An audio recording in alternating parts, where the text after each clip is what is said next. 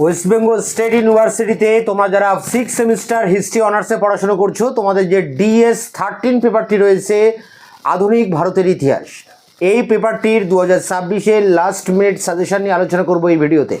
এখানে 10 নম্বরের প্রশ্ন মাত্র 6 থেকে 7টি প্রশ্ন তোমাদের জন্য রাখা হয়েছে এবং 5 নম্বরের টিকা প্রশ্ন রাখা আছে 8 থেকে 10টি। এই শর্ট সাজেশন তোমরা ফলো করলে এর মধ্যে থেকে সমস্ত প্রশ্ন কমন পেয়ে যাবে। এই সমস্ত প্রশ্নের উত্তর আমি চ্যানেলে আপলোড করে দিয়েছি, এই ভিডিওর ডেসক্রিপশন বক্সে তার লিঙ্ক দেওয়া রয়েছে। তোমাদের সাজেশনের প্রশ্নগুলো বাংলায় ইউটিউবে লিখে সার্চ করলে আমার দেওয়া অ্যান্সার পেয়ে যাবে। এছাড়া যদি তোমরা অ্যান্সার খুঁজে না পাও তাহলে আমার হোয়াটসঅ্যাপ নাম্বার 8327540655 নাম্বারে হোয়াটসঅ্যাপ করলে আমি উত্তরের লিঙ্কগুলো তোমাদেরকে পাঠিয়ে দেবো। এখানে যে শর্ট সাজেশন তোমাদের জন্য রাখা হয়েছে DS-13 পেপারে, DS-14 এবং 15 আরও যে দুটি পেপার তোমাদের রয়েছে, সেই পেপার দুটিরও লাস্ট মিনিট সাজেশন খুব দ্রুত তোমাদের সামনে নিয়ে আসছে। তো এখানে DS-13-এর সমস্ত প্রশ্নের উত্তর চ্যানেলে আপলোড করা আছে। এই ভিডিওর ডেসক্রিপশন বক্সের লিঙ্কে তোমরা অ্যান্সারগুলো পেয়ে যাবে। এখন আমরা অন স্ক্রিনে দেখে নেব DS-13 পেপারটির লাস্ট মিনিট সাজেশনটা কী আছে। West Bengal state university BA 6 semester history major DS-13 last minute suggestion 2026 গ্রুপে 10 নম্বরের প্রশ্নের জন্য যে প্রশ্নগুলো করবে: ভারতের সংসদীয় গণতন্ত্রের উত্থানে জওহরলাল নেহরুর অবদান।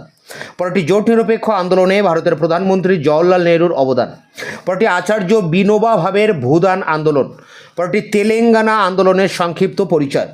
পরটি কাশ্মীর সমস্যা সম্পর্কে আলোচনা করো। পরটি শরণার্থী ও উদ্বাস্তু সমস্যা সম্পর্কে লেখো। পরটি 1950 থেকে 70 পর্যন্ত নারী কেন্দ্রিক প্রশ্ন অর্থাৎ নারী কেন্দ্রিক আন্দোলন এবং সেই সংক্রান্ত আইন। শেষ প্রশ্ন: ভারতের উপর দেশভাগের প্রভাব। এখানে 8টি প্রশ্ন রয়েছে, তোমরা প্রথম দিক থেকে যতগুলো প্রশ্ন পারবে করবে।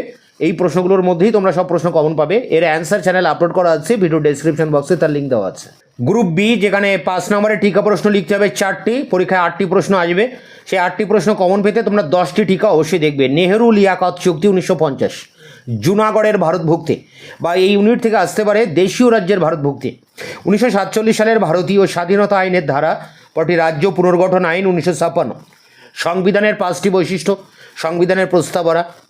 ভারত কেন পরিকল্পিত অর্থনীতি গ্রহণ করেছিল?